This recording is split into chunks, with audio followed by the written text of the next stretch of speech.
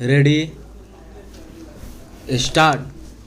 केरल सरकार की ओर से बकरीद पर लॉकडाउन में ढील दिए जाने पर सुप्रीम कोर्ट ने नाराजगी जताते हुए उसे जो फटकार लगाई वह जरूरी थी, क्योंकि केरल उन राज्यों में से है जहां कोरोना संक्रमण के सबसे ज़्यादा मामले सामने आ रहे हैं।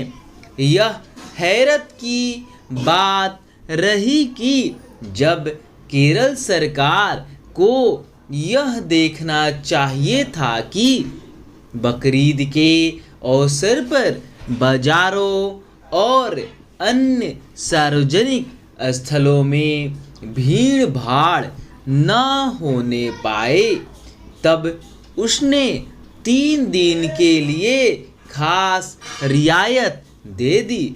इससे भी आपत्तिजनक यह बात यह रही कि उसने राज्यों के उन इलाकों में भी दुकानें खोलने की अनुमति दे दी जहां कोरोना संक्रमण की दर 15% से भी अधिक थी।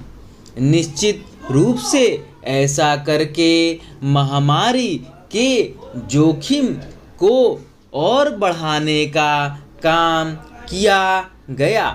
यह सहज ही समझा जा सकता है कि ऐसा केवल व्यापारी संगठनों के दबाव में ही नहीं किया गया होगा, बल्कि वोट बैंक बनाने या उसे मजबूत करने की कोशिश के तहत भी किया गया होगा।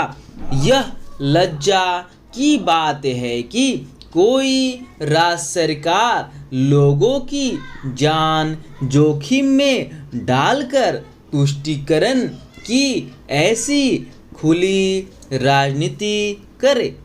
केरल सरकार ने यह काम इस तथ्य से अवगत होने के बाद भी किया कि कुछ ही दिनों पहले सुप्रीम कोर्ट ने उत्तर प्रदेश में प्रतीकात्मक रूप से भी कांवड़ यात्रा की इजाज़त नहीं दी थी। यह संभव नहीं कि केरल सरकार इस सबसे परिचित न हो कि संक्रमण की दूसरी लहर के जारी रहने और तीसरी लहर आने की आशंका को देखते हुए देश भर में किस तरह सार्वजनिक स्तर पर होने वाले आयोजनों को रद्द करने की जरूरत जताई जा रही थी। खुद प्रधानमंत्री भी राज्यों को आगाह कर रहे थे। यह अजीब है कि केरल सरकार के फैसले के खिलाफ इंडियन मेडिकल एसोसिएशन को छोड़कर अन्य किसी संगठन ने आवाज़ उठाने का साहस नहीं किया। क्या इसलिए नहीं किया ताकि समुदाय विशेष को बुरा न लगे? जो भी हो, इसकी अनदेखी नहीं की जा सकती कि कुंभ के आयोजन पर किस तरह तमाम राजनीतिक दल मुखर हो उठे थे। क्या नैतिकता का तकाजा यह नहीं कहता था कि ये दल केरल सरकार के बेजा फैसले पर भी मुखरता दिखाते? इससे संतुष्ट नहीं हुआ जा सकता कि सुप्रीम कोर्ट ने केरल सरकार को फटकार लगाई, क्योंकि ऐसा करने में देर कर दी गई।